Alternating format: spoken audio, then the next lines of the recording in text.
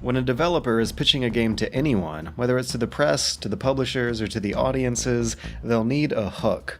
And for many people, after the moment they were pitched these moments from No Man's Sky, they were hooked.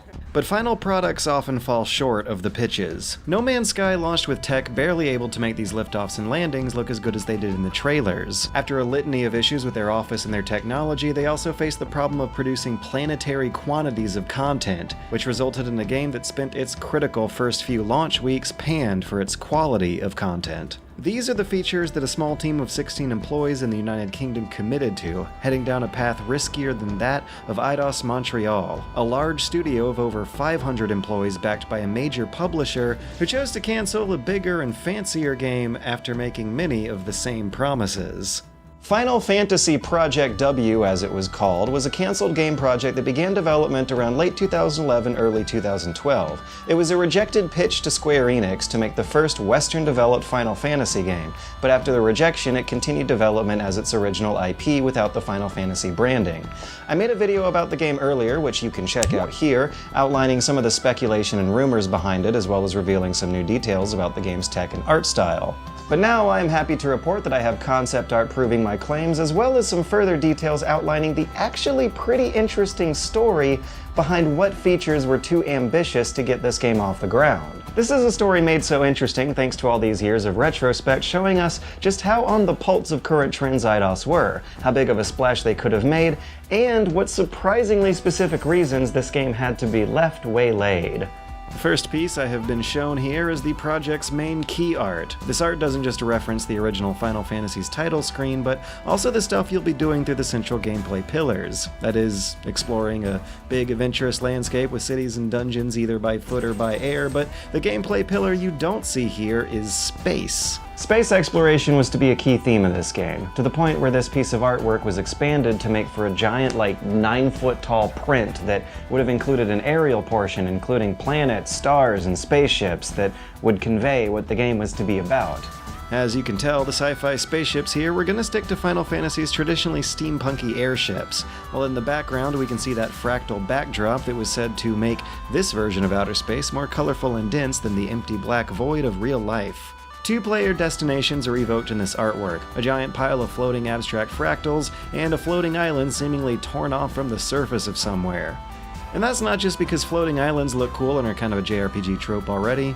It's because Project W was also going to incorporate themes of deconstruction into its story. My source claims that out-of-place anomalies like that, like giant cubic dungeons floating in space or the ground decaying into abstract fractal designs, would be bizarre anachronisms that appear more frequently as Nova, the titular character, becomes increasingly sick with a disease. As these originally leaked story details from 2012 explained, Project W was going to be a kind of damsel story, with the hero saving a woman he loves from some kind of danger. And as a new source has reached out for me to clarify, Nova was not in danger from any individual villain, but rather a disease. Which all still fits with the Silicon Era leak, as well as some cryptic NeoGAF speculation on the topic, but even without an official announcement, this was a story premise that was already being panned. By 2012, when this game was in development, damsel in distress video game stories were already starting to go out of vogue. But that also goes without saying that the premise, that is, of saving a girl from a disease, where both of those things are more than they appear, is also the same setup as the original Nier from 2 years earlier. Of course, we can't say how well or how interesting Eidos could have pulled off an old story idea, but finding a more interesting way to pitch the premise of their story might have actually been a secondary concern next to the desire to make it take place all over outer space in the first place. So how do you make flying through space interesting? It's a compelling fantasy, we all wanted to do it when we grew up, but as the original version of Wind Waker learned way back in 2003, the prospect of traveling through an empty void in a straight line for minutes on end doesn't exactly make for a very exciting kind of vehicular gameplay. So they thought of adding currents into your routes, represented by these red lines, which would speed you up and save some time between travel. But travel to where? How do you land?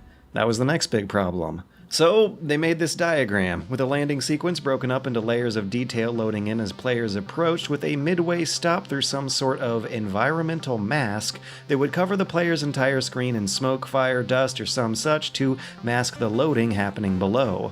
The technical issues faced by No Man's Sky illustrate how hard these scenes are to pull off, and Beyond Good and Evil 2 will be trying that again soon, albeit maybe more safely on the next generation of consoles rather even than the current. But in the case of Project W, the artists wanted a technical feature that were 2 generations ahead of their time, seamless interplanetary takeoffs and landings, with a 10-second transition. However, the engineers could only guarantee a 40-second transition, with the requirement that that environmental mask be there as a kind of loading screen. The team also made the decision that Square Enix's Luminous engine, as well as the in-house engines developed by IO and Crystal Dynamics, would not work for this game, so they were prototyping things in Unity while simultaneously developing an engine and tools of their own, and as is so often the case, that did not pan out. Some experimentation with voxel technology was also done to help generate huge planetary landmasses dotted with weird geometric anomalies, but that was also ultimately scrapped, as the reality of their technological limitations caught up with the ambitions of these kinds of designs and places.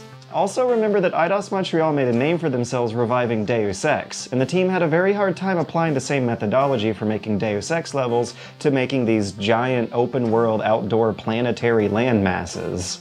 Which brings me to my last and favorite piece, this fractal fantasy village that touts a deceptively generic visage, until closer inspection reveals the geometric science fiction themes. This piece would have been drawn in 2012, preceding the popularity of low-poly 3D games, and also the apparent realization of Jonathan Jacques Bellatay's cyberpunk dystopia triangle architecture appearing real life, right on schedule in 2018, seen everywhere from stadiums to IKEA lamps.